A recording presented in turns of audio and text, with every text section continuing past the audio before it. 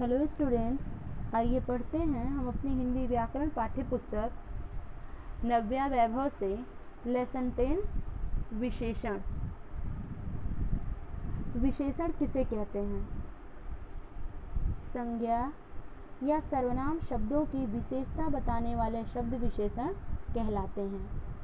यहाँ पर क्वेश्चन अगर हमारा बनेगा विशेषण की परिभाषा लिखिए या विशेषण किसे कहते हैं, तो हमारा आंसर होगा संज्ञा या सर्वनाम की विशेषता बताने वाले शब्दों को विशेषण कहते हैं। आगे जैसे अच्छा, सुंदर, बड़ा, ऊंचा, भारी, काला आदि। अब विशेष्य क्या है? विशेष्य की परिभाषा क्या होगी या विशेष्य किसे कहते हैं? तो आंसर देंगे हम जिन शब्दों की विशेषता बताई जा रही हो उन्हें विशेष्य कहते हैं। विशेषण किसे कहते हैं? संज्ञा या सर्वनाम शब्दों की विशेषता बताने वाले शब्दों को विशेषण कहते हैं और जिन शब्दों की विशेषता बताई जाती हो उन्हें हम विशेष्य कहते हैं। जैसे काली सड़क, यहाँ सड़क विशेष्य है तथा काली विशेषण है। इसी प्रकार लाल गुलाब, सफ़ेद कपड़ा, ऊंचा पहाड़, बड़ा घर, इन शब्दों में विशेषण तथा विशेष्य इस प्रकार है। जैसे यहाँ पर दिया हुआ है, पहले विशेषण और फिर विशेष्य और फिर विशेषण। विशेष्य में है गुलाब, कपड़ा, पहाड़, घर और विशेषण में है लाल, सफ़ेद, ऊंचा, बड़ा। आइए अब इसके प्रकार देखते हैं कि विशेषण के कितने प्रकार होते हैं। विशेषण के 4 प्रकार होते हैं। पहला गुणवाचक, दूसरा संख्यावाचक, तीसरा परिमाणवाचक और चौथा सार्वनामिक या सांकेतिक विशेषण। विशेषण के कितने प्रकार होते हैं? 4। गुण, संख्या, परिमाण, सार्वनामिक। गुणवाचक विशेषण की परिभाषा क्या होती है? जो विशेषण शब्द किसी संज्ञा या सर्वनाम शब्द के रंग, रूप, आकार, गुण, दोष, काल, स्थान, दिशा, स्वाद, गंध, स्वभाव आदि से संबंधित विशेषता का बोध कराता है उसे गुणवाचक विशेषण कहते हैं। कहने का ये तात्पर्य है कि जो भी शब्द किसी वस्तु के गुण दोष को सांकेतिक करता हो, उसके गुण दोष यथा स्थान को बताता हो, उसे हम गुणवाचक विशेषण कहते हैं। जो विशेषण शब्द विशेष्य के गुण दोषों का बोध कराता है उसे गुणवाचक विशेषण कहते हैं। गुणवाचक विशेषण शब्द निम्न प्रकार के होते हैं। जैसे गुण दोष में हो गया भला, बुरा, सच्चा, दानी, क्रोधी, शांत, न्यायी, परिश्रमी आदि। स्थान में हो गया नीचे, ऊपर, बाहर, भीतर आदि। आकार में हो गया गोल, ऊंचा, लंबा, चौड़ा, छोटा, बड़ा, त्रिकोण आदि। अवस्था और दशा स्वस्थ, घना, पतला, गीला, रोगी, अमीर, बलवान, गरीब आदि। रंग में लाल, नीला, पीला, काला, हरा। समय में नवीन, प्राचीन, दैनिक, प्रातःकालीन। स्वाद और गंध में मीठा, खट्टा, फीका, सुगंधित, बदबूदार।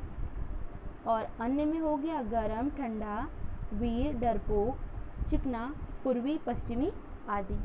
ये हो गए गुणवाचक विशेषण के निम्न शब्द। ये जितने सारे शब्द इसमें दिए गए हैं ये सारे गुणवाचक विशेषण में प्रयोग किए जाते हैं।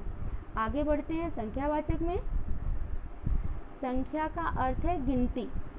जो विशेषण शब्द संख्या संबंधी विशेषता प्रकट करते हैं वे संख्यावाची विशेषण कहलाते हैं। संख्या यानी गिनती करना, तो जो विशेषण शब्द संख्या संबंधी विशेषता प्रकट करते हैं वे संख्यावाची विशेषण कहलाते हैं। जैसे 2 कुर्सियाँ यहाँ लाओ, इशिता 1 गिलास पानी लाई, कमरे में कई लोग हैं, थोड़ी चीनी ले आओ।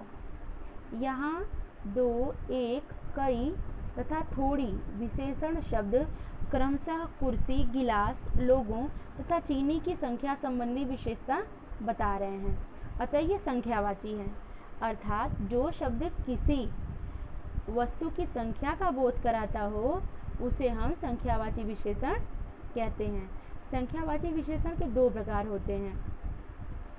पहला होता है निश्चित, दूसरा होता है अनिश्चित। निश्चित और अनिश्चित में क्या अंतर होता है देख लेते हैं। निश्चित संख्यावाचक है जैसे एक गमला, 4 लड़कियां, 6 संतरे। और अनिश्चित वाचक में हो गया बहुत गमले, कई लड़कियां और कुछ संतरे। निश्चित यानी एक निश्चित संख्या का बोध कराता है, अनिश्चित यानी उसमें किसी निश्चित संख्या का बोध नहीं होता है। अब आइए परिमाणवाचक देख लेते हैं। परिमाणवाचक विशेषण जिन विशेषण शब्दों से किसी वस्तु की मात्रा या माप तौल संबंधी विशेषता का पता चलता है उसे परिमाणवाचक विशेषण कहते हैं। माप संबंधी, जैसे वहाँ पर संख्या संबंधी था, संख्याओं का 1 2 3 4 करके बोध कराता था।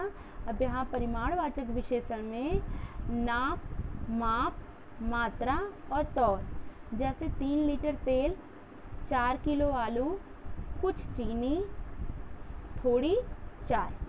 अब यहाँ पर 3 4 कुछ तथा थोड़ी परिमाणवाचक विशेषण शब्द हैं क्योंकि ये माप तौल संबंधी विशेषता बताते हैं।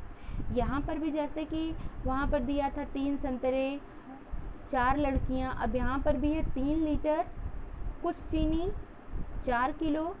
आलू को तो काउंट कर सकते हैं हम, लेकिन फिर भी वो हमें किलो के हिसाब से ही मिलता है। और तेल और चीनी को काउंट नहीं कर सकते, इसे हम मीटर, लीटर में, तौल में लेते हैं। तो जिन वस्तुओं को हम माप तौल की मात्रा में लेते हैं वो होते हैं परिमाणवाचक, और जिन वस्तुओं की संख्याओं को हम गिन सकते हैं उनको हम संख्यावाचक के अंतर्गत रखते हैं।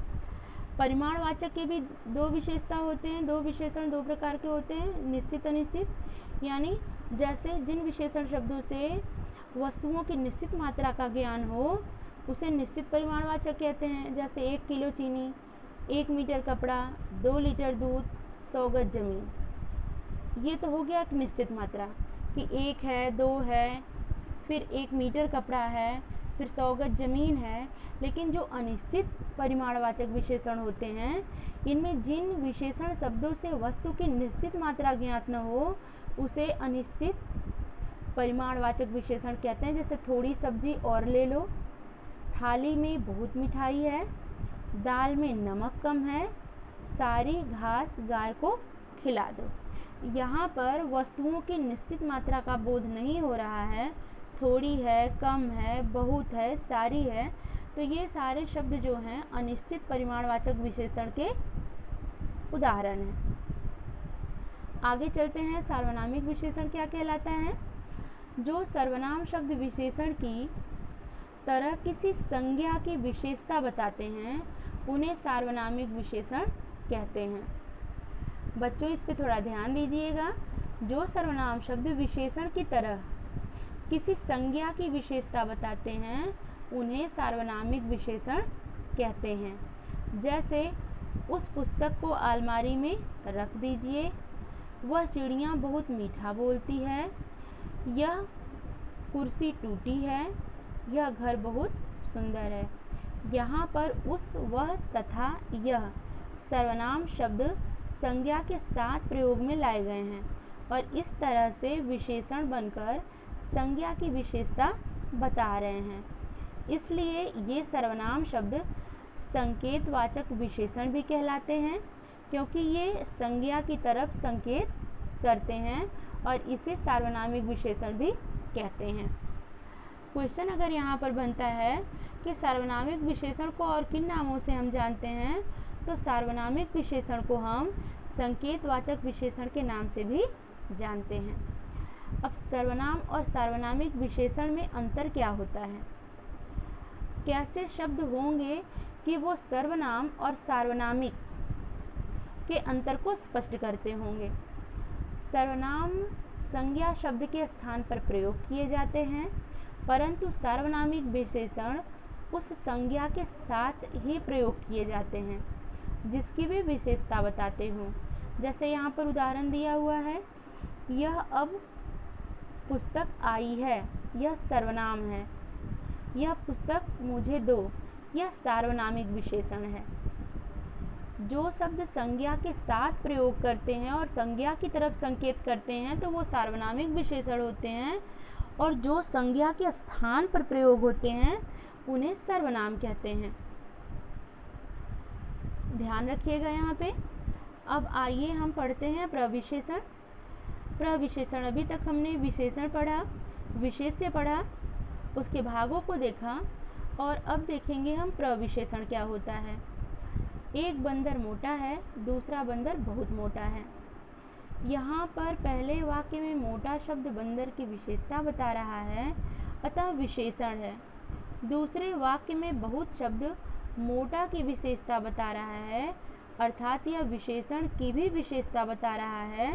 ऐसे शब्द विशेषण कहलाते हैं, विशेषण कहलाते हैं। अतः प्रविशेषण वे विशेषणात्मक शब्द हैं जो विशेषण की भी विशेषता बताते हैं। जैसे कुछ विशेषण और प्रविशेषण शब्द यहाँ पर हैं। लगभग, थोड़ा, साधारण, अत्यधिक, पूर्ण, बड़ा, बहुत, जरा, अधिक, अत्यंत, मामूली, बहुत अधिक। अब विशेषण शब्दों के रूप और रचना। विशेषण शब्दों की रूप रचना संज्ञा शब्दों की रूप रचना से मिलती है तथा लिंग और वचन के अनुसार बदलती है। जैसे संज्ञा शब्द लड़का, लड़की, घोड़ा, घोड़ी, घर।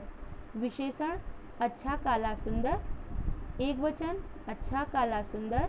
बहुवचन अच्छे, काले, सुंदर। स्त्रीलिंग अच्छी, काली, सुंदर। और पुल्लिंग अच्छा, काला, सुंदर। आगे बढ़ते हैं। विशेषण शब्दों की रचना 3 प्रकार से होती है। यहाँ पर हमारा क्वेश्चन बनता है, विशेषण शब्दों की रचना कितने प्रकार से होती है। ध्यान दीजिएगा बच्चों। तो विशेषण शब्दों की रचना 3 प्रकार से होती है, संज्ञा से, सर्वनाम से और क्रिया से। संज्ञा से विशेषण शब्द बनाना। संज्ञा शब्द हो गया पूजा, पक्ष, अनुभव, प्रेम, स्मरण, धन। और विशेषण हो गया पूज्य, पाक्षिक, अनुभवी, प्रेमी, स्मरणीय और धनी। संज्ञा शब्द हो गया स्वर्ण, विदेश, दिन, चमक, सम्मान, इतिहास। और विशेषण हो गया स्वर्णिम, विदेशी, दैनिक, चमकीला, सम्मानित और ऐतिहासिक। संज्ञा शब्द है रोग, शक्ति, सुख, पर्वत, भारत, सत्य। और उसका विशेषण होगा रोगी, शक्तिशाली, सुखी, पर्वतीय, भारतीय और सत्यनिष्ठ।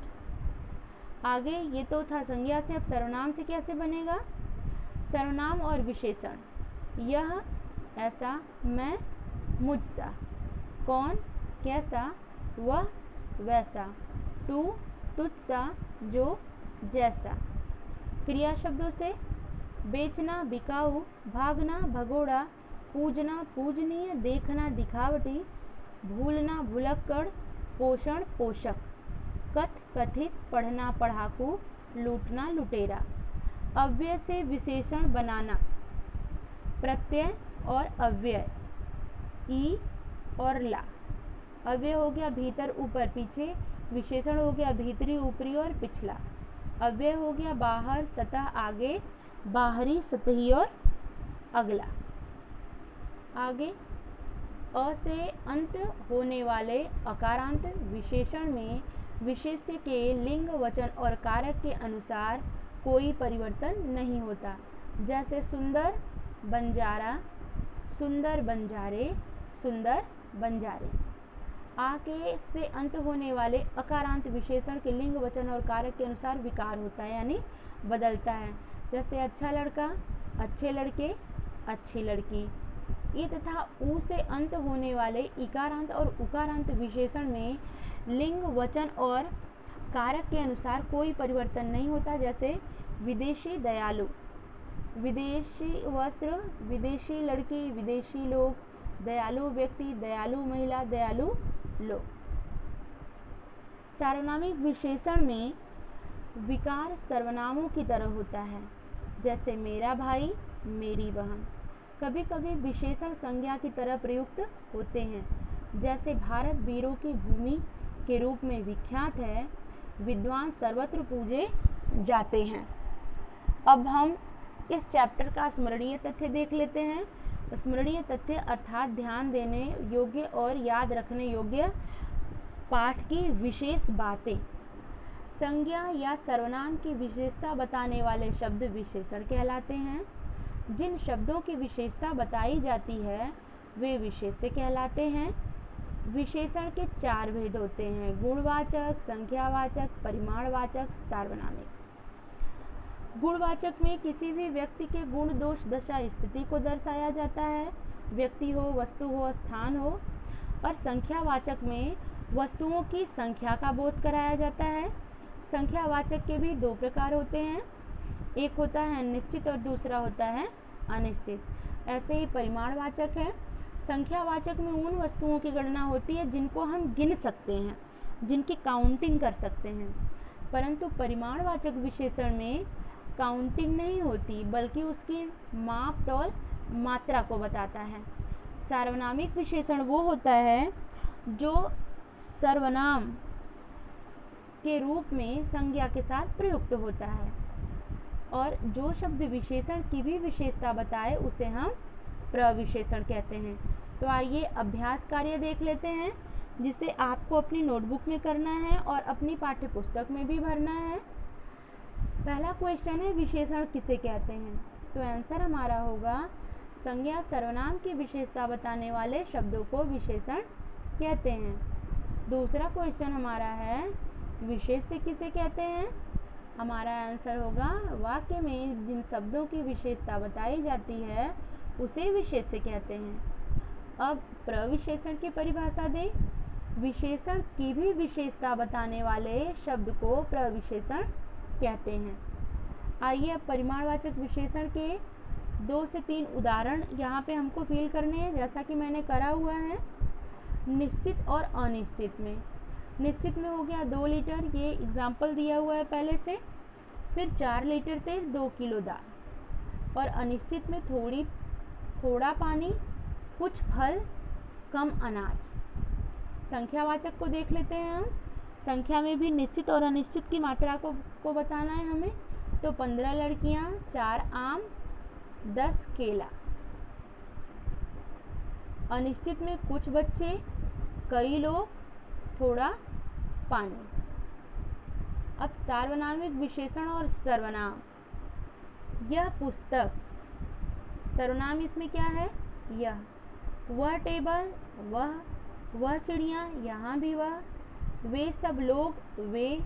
मेरा पेन, मेरा। उनका घर, उसका। उसे मत छुओ, उसे। तुम्हारा घर सुंदर है, तुम्हारा। ये घर किसका है? ये।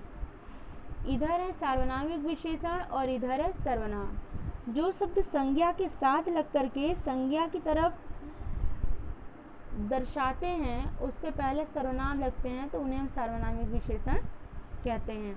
आगे बढ़ते हैं अपने एक्सरसाइज की तरफ। हम विशेषण तथा विशेष्य शब्द छांट कर अलग अलग शीर्षक के नीचे लिखिए। जैसे यहाँ की 2 कॉलम आपका बना हुआ है, विशेषण और विशेष्य। अब जो शब्द इसमें दिए हुए हैं 5, गरम चाय, लाल मकान, आलसी बालक, कई खरगोश और 12 संतरे। तो इसमें से हमें विशेषण और विशेष्य को अलग करना है।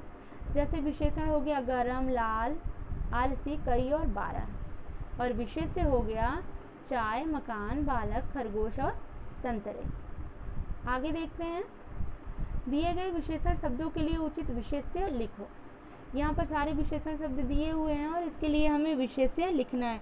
जैसे अच्छा लड़का, असंख्य तारे, दैनिक कार्य, परिश्रमी किसान, गंभीर बालक, भला आदमी, घना बादल, चिकना घड़ा, बातूनी लड़की, वीर पुरुष, प्राचीन ग्रंथ और थोड़ी दूर। इसे भी आपको अपनी नोटबुक पे नोट डाउन करना है। बहुविकल्पीय देख लेते हैं, चूज द आंसर। नीचे दिए गए प्रश्नों के सही उत्तर पर सही का चिन्ह लगाओ। इनमें से किसकी विशेषता बताने वाले शब्द विशेषण कहलाते हैं? तो आंसर हमारा इसमें है, संज्ञा या सर्वनाम की विशेषता बताने वाले शब्दों को हम विशेषण कहते हैं। विशेषण के कितने भेद होते हैं? 4। इनमें से कौन सा विशेषण का भेद नहीं है? भाववाचक। जिस शब्द की विशेषता बताई जाती है उसे विशेष्य कहते हैं। जो शब्द विशेषण की भी विशेषता बताता है उसे क्या कहते हैं? उसे हम प्रविशेषण कहते हैं। स्टूडेंट, आप इस चैप्टर को बहुत ध्यान से पढ़िएगा, समझिएगा, और इसमें से जितने क्वेश्चन मैंने आपको बताए हैं वो सारे क्वेश्चन आपको अपनी उत्तर पुस्तिका अर्थात नोटबुक में लिखना है। तो आशा है स्टूडेंट आपको ये चैप्टर समझ में आया होगा। धन्यवाद।